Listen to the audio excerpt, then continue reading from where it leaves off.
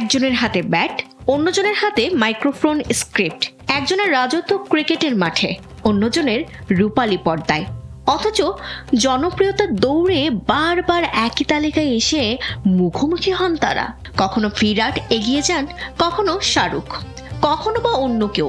এবার সেই দৌড়ে আবারও বদলে গেল চিত্র।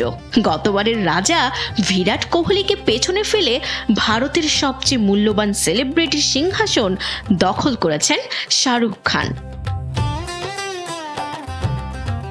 সম্প্রতি কনসালটেন্সি ফার্ম ক্রোল একটি তালিকায় ভারতের সবচেয়ে প্রভাবশালী তারকার নাম প্রকাশ করেছে।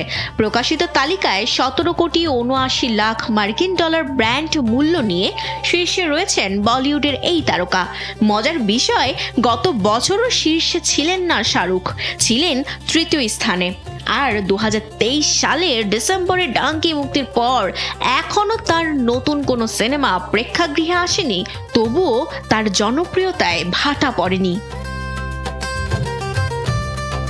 শাহরুখের পরেই 16,29,00,000 ডলার ব্র্যান্ড মূল্য নিয়ে দ্বিতীয় স্থানে রয়েছেন রণবীর সিং। ধুরন্ধর সিনেমার সাফল্য তার অবস্থান শক্ত করেছে। আর গতবারের শীর্ষস্থানীয় বিরাট কোহলি এবার 15,84,00,000 ডলার ব্র্যান্ড মূল্য নিয়ে নেমে গেছেন তৃতীয় স্থানে। তবে এই মুহূর্তে তালিকার শীর্ষে উঠে এসেই থেমে থাকার সুযোগ নেই শাহরুখের, কারণ সামনে আসছে তার নতুন সিনেমা কিং।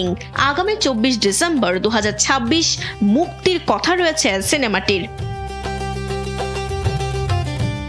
এখন প্রশ্ন একটাই, শাহরুখ কি ধরে রাখতে পারবেন এই শীর্ষস্থান, নাকি পরের হিসাবেই আবারও পাল্টে যাবে রাজত্বের চিত্র? বিরাট ফিরবেন, নাকি নতুন কোনো তারকা এসে কেড়ে নেবেন দুই মহাতারকার সিংহাসন? উত্তর লুকিয়ে আছে পরের তালিকায়। বিনোদন ডেস্ক, কালবেলা।